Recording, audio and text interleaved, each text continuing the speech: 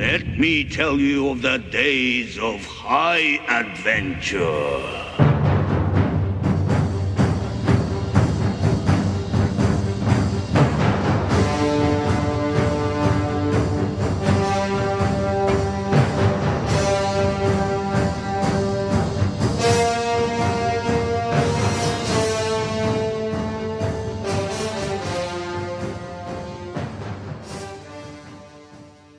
Hey there nation, welcome to the show where we help you to play miniatures wargaming on a budget. It is I, Commander CheapSkate, and we are back with another episode of the Golden Age. This is battle report number 76, and this is a 3,000 points Warhammer Roulette battle report.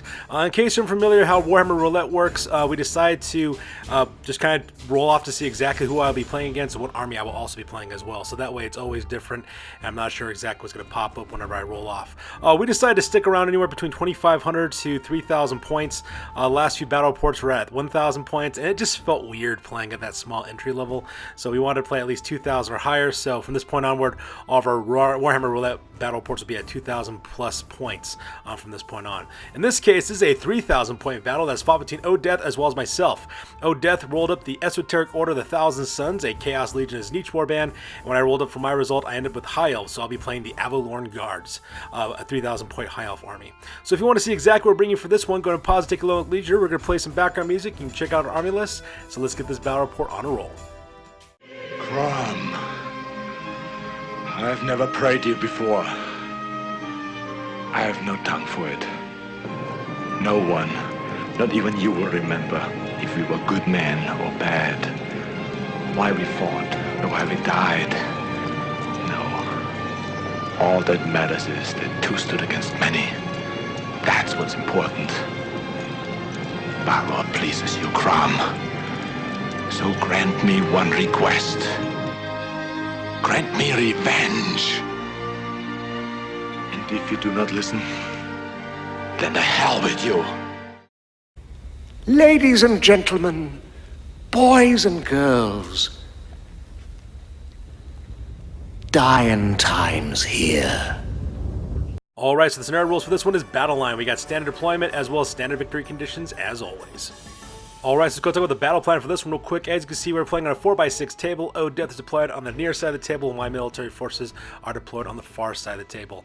And this one is going to be kind of a rough situation. We have a lot of buildings in this battlefield, so mainly villages going on for the battlefield in this one. So there's not that much maneuver space. You just kind of have like these little narrow avenues of approach that you could really approach against. Pretty much I'm going to be focusing primarily on my left-hand flank as well as the center of my army. In the center of his deployment area for Odeth, he's got all of his infantry forces, but he also has his cavalry as well as his general Egrin Van Horstman on top of Baudros, his Chaos Dragon, located there on the left-hand side as well. To make matters worse, that Chaos Sorcerer Ward is also a Hortense build, which means he has the 3-up ward save, 1-up armor save, only fails a ward save if he rolls a 2. So because I do have to worry about that guy as well. So for the most part, I'm going to be concentrating on his left-hand flank to deal with his monsters as cavalry. That does leave my right-hand flank open to his Screamers as well as his Mulith Vortex Beasts, but hopefully I'll be able to shoot those guys apart with some magic as well as some long-range fire from my bolt throwers. Pretty much my plan is to engage him on the left-hand flank, destroy his cavalry forces, and also take on his monster. At the same time, destroy his infantry forces while I defend my right-hand flank with some long-range fire. And that's pretty much my plan for this one. So with the battle plan over, let's go and talk about deployment real quick. Alright, so starting off with his left-hand deployment for the Esoteric Order of the Thousand Suns. On the very far left-hand side, that blue earthworm-looking monster, that is the Ruinous Sarnath. It is an Exalted Flamer of Tzeentch. Right there in the smack dab in the center is a unit of 10 Chaos Knights called the Second Sons. Those guys have full command with Musician Standard Bearer. They also have Ensorcel Weapon, Chaos Armor, and Shields. They're also gacking the War Banner, giving a +1 to their combat resolution as well. And then right next on the far right-hand side, that flesh-looking earthworm creature, that is the Quest of Iranon, and it's a second Exalted Flamer of Tzeentch. So pretty heavy left-hand flank. In the center deployment is where most of his forces are located at. In the back there, that is Egrin Van Horstman, his general. He's a Chaos Sorcerer Lord of Tzeentch. He's got the Marcus Tzeentch level 4 Wizard Lore of Metal. He's got Chaos Armor. He's also packing an Ogre Blade for +2 strength, as well as an Enchanted Shield for 1-up armor, as well as a Talisman Preservation, giving him a 4-up ward save. He's also got a Chaos Familiar, which makes him have one more additional spell and +1 to his channeling bonuses.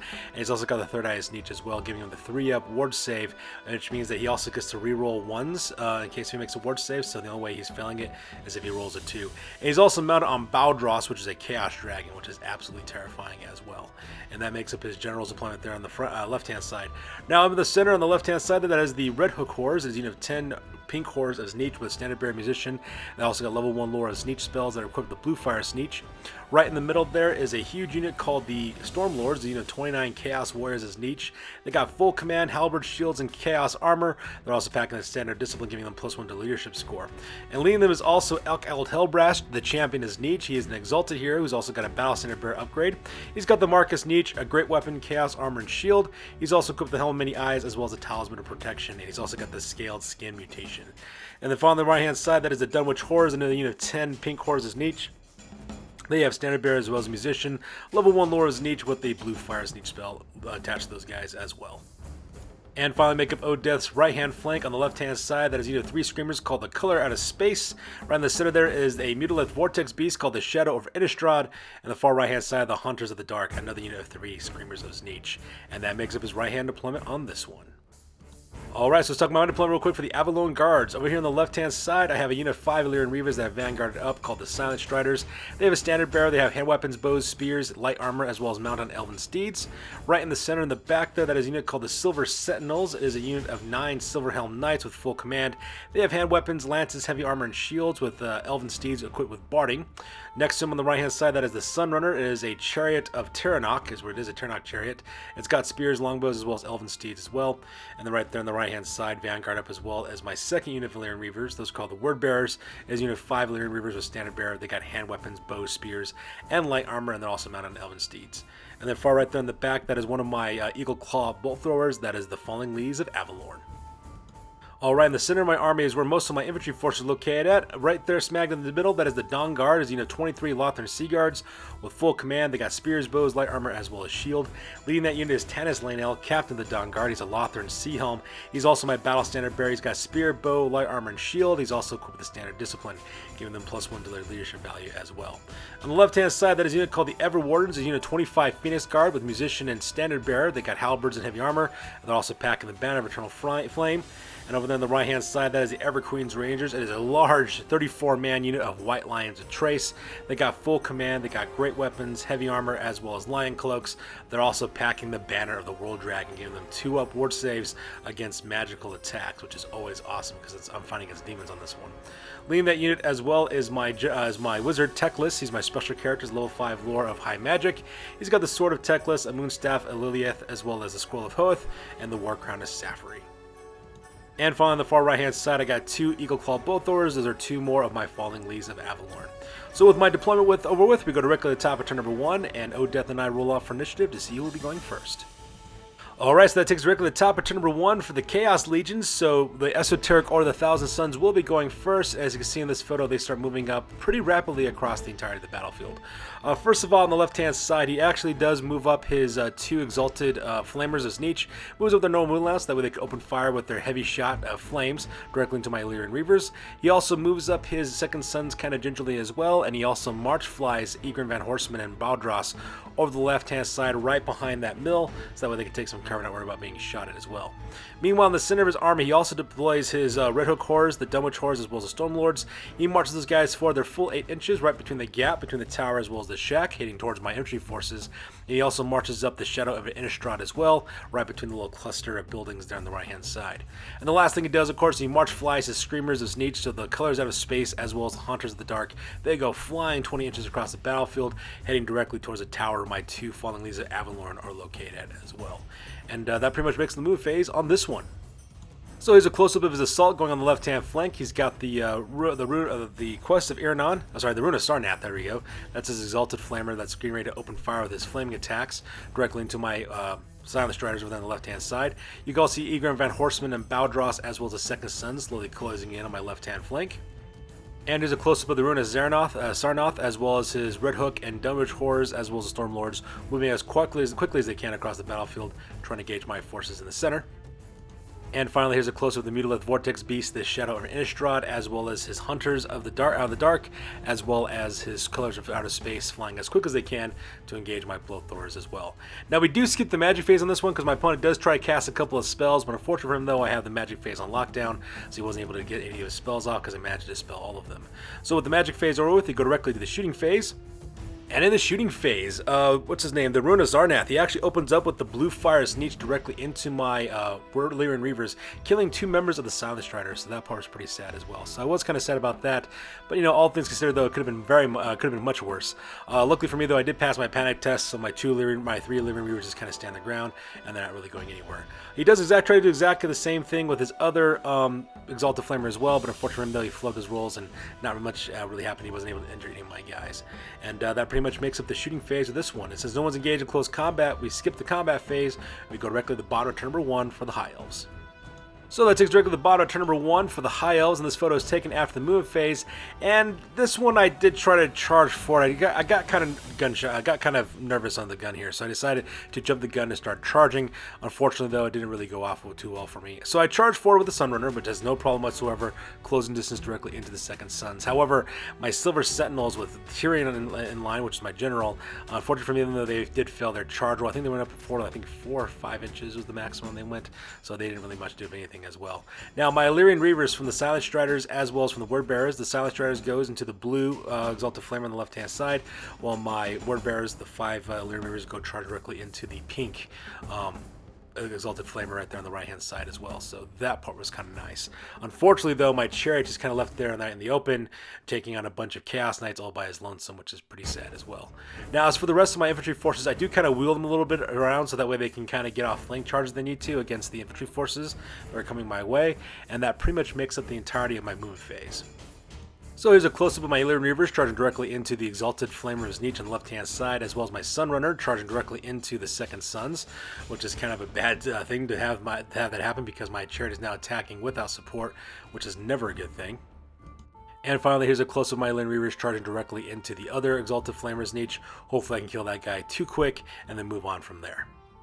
So during the magic phase, had a pretty successful magic phase, all things considered. First of all, I cast off the Tempest off onto the Colors Out of Space, managed to kill one of those Screamers, and managed to put a floating one on them as well, also giving them -1 to hit against in the combat phase as well, which is really, really important. I also managed to get off the boosted version of Soul Quench off on the Hunters of the Dark, managed to kill 2 of those Screamers and put a floating one on another one, so that one Screamer by itself is just one more step away from dying, which was pretty epic, all things considered. And for my very last spell, I managed to get Fiery Convocation off onto the Stormlords. Did manage to kill 7 of those guys, which is pretty awesome. Unfortunately for me, though, the Stormlords did pass their panic checks and had to worry about running away. However, the Fiery Convocation spell is now on them. It is a remain in play spell with a total of 22 for the casting value that I cast on that one. So that part was pretty epic as well. So the magic phase over, we go directly to the shooting phase. And the shooting phase ended up being an absolute slaughter for the Dunwich Hordes. I managed to shoot those guys off the table. Pretty much I just concentrated fire with the entirety of the Dawnguard, all 24 shots going directly into those pink hordes. Managed to chop those guys down to the last man, which is always a good thing to see. And lastly, I managed to finish off the Hunters of the Dark by killing with a multiple shot from my Eagle Claw Bloodthors from the Avelorn Guards. I do try to have the second one open up onto the Colors Out of Space, but unfortunately I just kind of flubbed my rolls, so not much really happened from there either. So with the shooting phase over with, we go directly to the combat phase. And the combat phase, as you can see in this photo, the Sunrunner did not live very long. The second Sun managed to chop those guys down to their base. Their elements managed to murder those guys, all kinds. So that part was pretty horrible as well.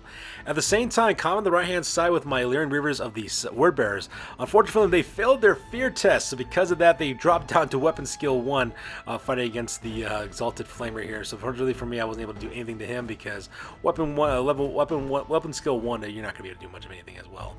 Luckily for me, though, I did get out pretty luckily. The Exalted Flame only killed one of my Illyrian Reavers, so that part was pretty awesome. And over here in the left-hand flank, I did manage to put a wound onto the blue Exalted Flamer, and I didn't lose anybody in the result of that, so that part was pretty epic as well. So pretty good, all things considering. So with the combat phase over with, we go directly to the top of turn number 2 for the Esoteric Order, the Thousand Suns. Alright, so that takes us directly to the top of turn number 2 for the Chaos Legion, and this photo is taken after the movement phase. As you can see in this photo, a lot of dramatic movement took place during this turn. First of all, my opponent decides to declare a charge the Second Sons, and he successfully charges the Second Sons, crashing directly into my Silver Sentinels. And anybody who ever plays Cavalry can tell you it's never good to be charged when you're Cavalry, and because my guys are only packing lances, which means now that my guys' return attacks only have strike 3, which is all kinds of horrible, especially when you consider that these Chaos Knights are packing a source of weapons, giving them strength 5, which is pretty terrifying, all things considered. At the same time, he also declares a charge with Egrin Van Horseman as well as Baldros. They charge directly into the left-hand flank of my Silver Sentinels, which is all kinds of horrible because having a Hortons build Chaos Sorcerer packing close combat magic weapons on top of a Chaos Dragon, it's just gonna not end. You're gonna have a bad time, is what it ends up happening for that one as well. So that part was kind of sad. At the same time, he does declare a charge with his Red Hook Horrors against directly into my Phoenix Guards. Unfortunately for him, though, they failed the charge. They only stumbled forward, I think, 8 inches. I think they ended up doing. Not 8 inches. I'm sorry, 6 inches is what he ended up doing. And exactly the same thing happened to the Stormlords. They declare a charge directly against the Dawn Guard, but unfortunately for them, though, they failed it and they only moved up forward 4 inches as well. At the same time, you also see his Mutilated Vortex Beast. He didn't charge though, but he just marched his way directly to the right-hand side, heading directly towards my my Evergreen's Rangers. And the last thing he did, of course, is he declared a charge with his Calors out of space. He had no problem charging directly into my Avelorn, following his Avelorn right on top of the tower there on the right-hand side. So here's a close-up of the 2 Exalted Flamers of Tzeentch still engaged with the 2 units of Illyrian Reavers, so that part is kind of rough. And here's a close-up of that nightmarish charge that the Chaos Knights as well as Egrin Van Horseman made directly into the flank as well as the front of my Silver Sentinels. The only silver lining in the situation is that he has to declare challenges because he is playing a Chaos Legion. So hopefully what ends up happening is if he declares a challenge with Egrin Van Horseman, I'll be able to fight against him in close combat with Tyrion, because nobody kills anybody like Tyrion, especially if you're going up against a Hortons build. So that's the only thing I have going for me at this point. And here's a close-up of the Shadow Innistrad, the Stormlords, as well as the Red Hook Horrors filling their charges, and to just kind of stand right there in the middle of my infantry forces as well. And lastly, here's a close-up of the Colors of Space charging directly into the roof of the tower, engaging my Falling Leaves of Avelorn. So with the movement phase over with, we go directly to the magic phase. And the magic phase was pretty lackluster for my opponent. Pretty much Odeth took all of his power dice in order to dispel Fiery Invocation. He managed to get 24 out as a result. So because of that spell does go away, so the Stormlords don't have to worry about catching on fire anymore for the rest of the battle. So silver lining for my opponent, I guess. So with that, we finally go into the combat phase, and luckily this time my Word Bearers did pass their fear check. Unfortunately, I did lose one of them in close combat, but I managed to put 2 floating wounds onto the Exalted Flamers. So that part was pretty epic, all things considered. And my Silent Strider Illyrian Reavers had no problem killing off the blue Exalted Flamers Tzeentch, which is always a good thing. They do a quick combat reform real quick to face the back of the Second Sons. Hopefully my turn I can charge in the rear and then, attack them from behind, as well as get in with some good old-fashioned charges using spears. And combat over here in the left-hand flank was extremely frustrating, I don't mind telling you. First thing that my opponent does, of course, he declares a charge with his champion for the Doom Knight, who's leading the Second Sons, because he's required to with the Eye of the Gods special rule. So because I decided to accept the challenge with my High Helm, which is the champion for my Silver Helm Knights. Unfortunately for my buddy Odeth, though, he flubbed his rolls, was unable to kill my champion, and my champion, however, was able to kill the Doom Knight for the Second Sons. So that part was pretty epic, all things considered. And then after that was over with, I then decided to declare a challenge with Tyrion directly into Egrin Van Horseman, and he has to accept because the Eye of the Gods charge. Now, unfortunately, this general has got the Hortense build going on. In case you're unfamiliar with the Hortense build is, it's a kind of like a game mechanic that you pull by giving certain magical items and certain abilities to Chaos Warriors as Tzeentch characters, where they have a 3-up ward save, re-rollable 1s on those ward saves as well, which means the only way you can wound them is they roll a 2 for their ward saves. And at the same time, they also got a 1-up armor as well. So this guy is nigh on impossible. You only have 1 in 6 chance of actually wounding him. Luckily for me, though, I do have Tyrion, who's got a 1-up armor save. He's also got a 4-up ward save as well. And he's also got a 2-up ward save to save his last wound, too. So that part was pretty epic as well. All things considered, though, it could have gone entirely worse. First of all, we started engaging close combat. I was unable to cause any wounds on Egrin Van Horseman. He was unable to cause any wounds on me either. He then also attacked with Baldros. He was unable to cause any wounds with his dragon. He was also unable to cause any wounds with his Thunderstop attack on my character. He popped both breath weapons at the same time, and nothing happened. It was absolutely insane. I was rolling ward saves like it was nobody's business, just rolling 4-ups like I was going like a champ, so that part was pretty epic. Unfortunately, Unfortunately for me, though, I was unable to do anything back to him either. None of my attacks could land or wound. I did pop the Flaming Breath weapon from Sunfang. That did nothing, so oh my god, it was all kinds of craziness. These two guys just kind of try to chop at each other, but their magical force fields of protection are pretty much protecting them for the most part, so that part was pretty nuts. Now, combat between my Silver Helms as well as the Second Sons, we just failed, just flat out failed on a rolling on that one. My opponent rolled a bunch of 1s and 2s, same thing with me. When it was all said and done, he did manage to kill one of my Silverhelm Knights. I believe it was one of his Chaos Steeds that actually did it, and I think that was about it. So yeah, not much really happened. We're still engaged for another round of combat, so yeah, things are all going really, really crazy over here in the left-hand flank. Meanwhile, over here on the right-hand side, the colors out of space, I do manage to kill one of the floating wound-carrying screamers, so that part was kind of nice, and I also managed to kill one of my crew members as well, so that was pretty sad. But then again, you know, pretty good, all things considered. So with the combat phase over, we go directly to the bottom of turn number 2 for the High Elves. Alright, so that takes us directly to the bottom of turn number 2 for the High Elves. The Avelorn Guards are up next. This photo, I decided to do some charges. First thing I do is I charge in the Everwardens directly into the Red Hook Horrors on the left-hand side. My plan is that my Phoenix Guards should have no problem whatsoever chopping down those pink horrors, and once I kill those guys, I could quickly overrun and catch the Stormlords in a flank attack. That's pretty much what I'm kind of going with at the same time.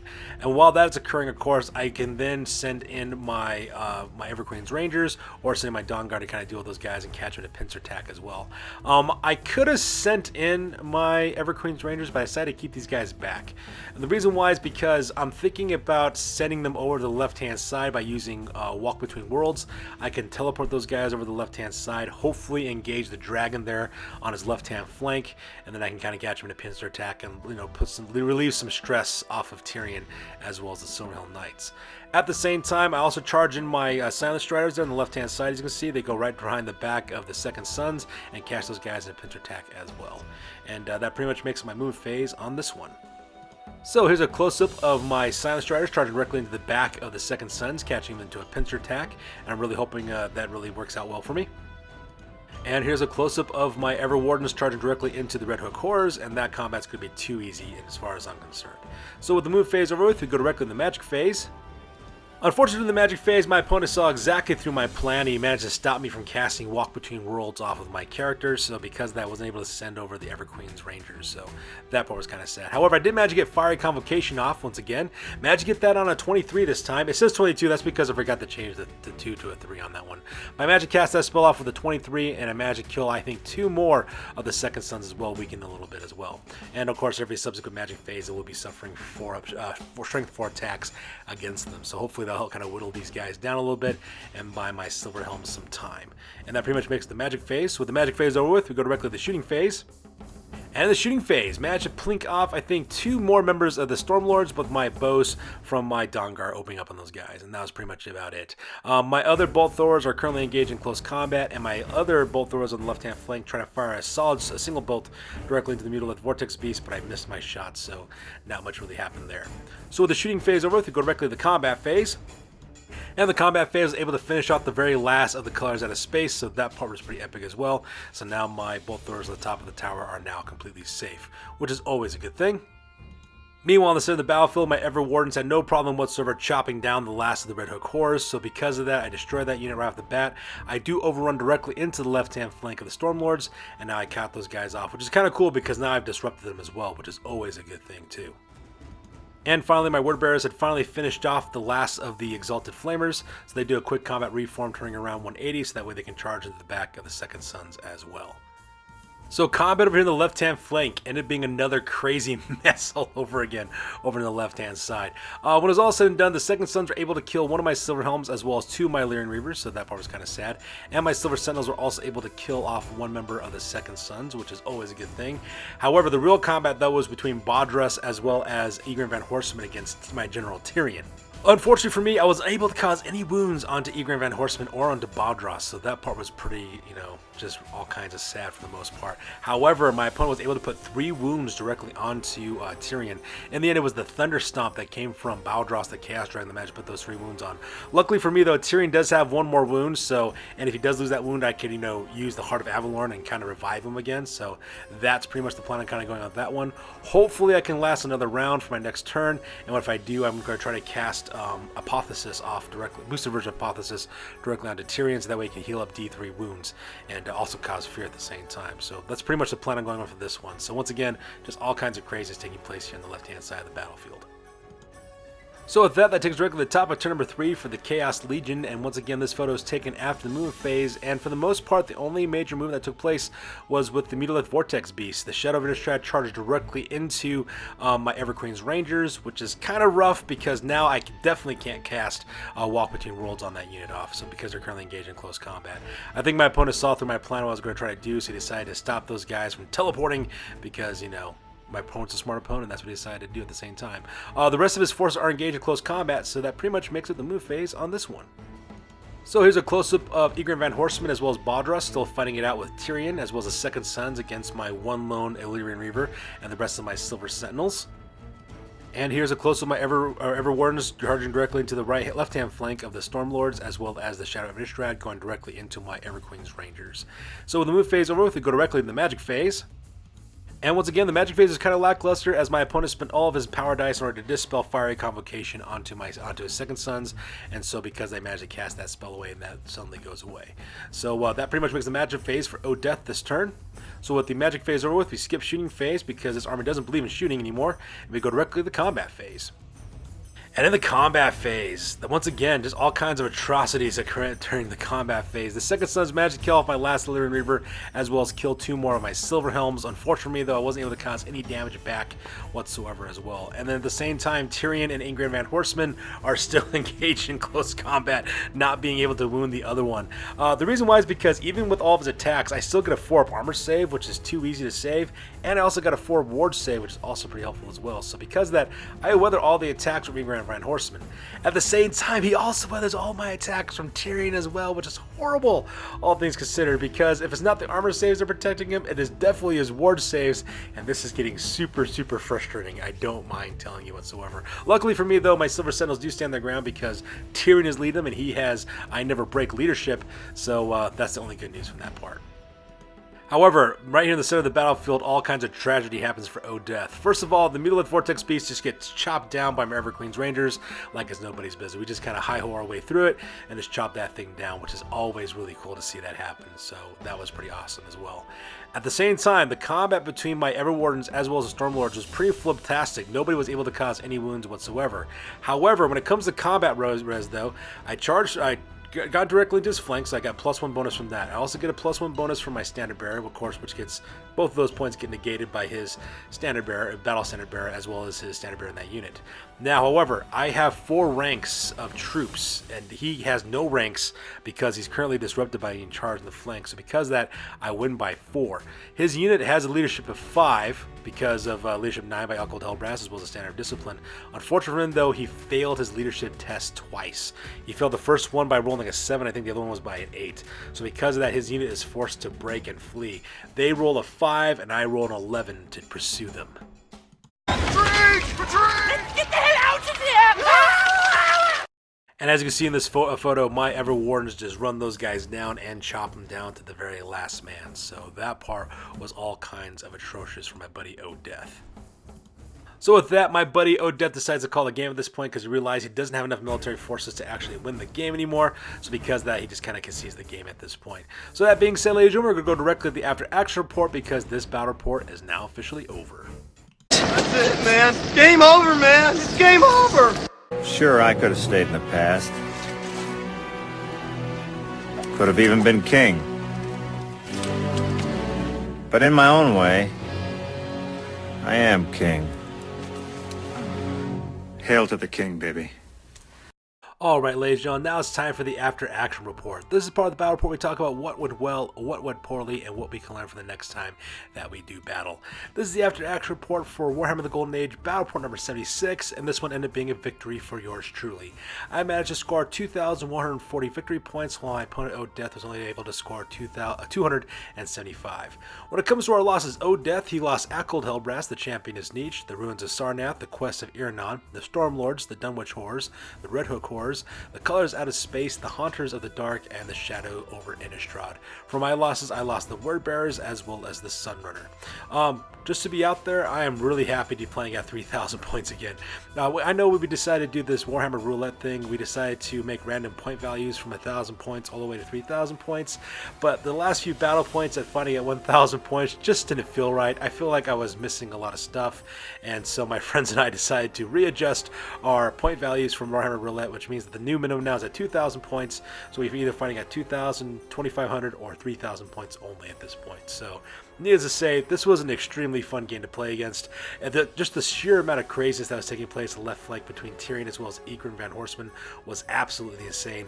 The amount of ward saves we were making and just rolling out of the box for those was just absolutely awe-inspiring to see exactly how much punishment these two fighters can actually take in close combat. I can't imagine trying to fight Egrin Van Horseman with his 1-up armor save, his 3-up rerollable 1 ward save on a Chaos Dragon if I had anybody like normal heroes to fight against or any other units. I just can't imagine how frustrating that would be to fight against him. I mean, that has to be absolutely game-breaking with the amount of power that that character actually has. So kudos to my opponent, because it was actually really cool for him to bring that model on board as well. I do feel kind of bad for my opponent, though. I was able to shoot up his demon units pretty easily with bows, bolt throwers, as well as magic, so I was able to wipe those guys out pretty quickly. Not to mention that flank charge from my Everwardens against the Stormlord in the flank was also insane. Just from combat resolution alone, was able to break those guys. I was able to run those guys down as well. But either way, though, either way you look at it, still was a fantastic game against an awesome opponent, and as always, I am looking forward to the rematch. So that's going to do it for this week, guys. Please feel free to like, comment, and or subscribe. Your guys' input is invaluable to us as always. Also check us out on Facebook, Instagram, as well as blogger.com for all the latest and greatest hobby news on this channel. That's going to do it for this week, guys. We'll catch you guys in the next one. Peace out, and you guys stay classy.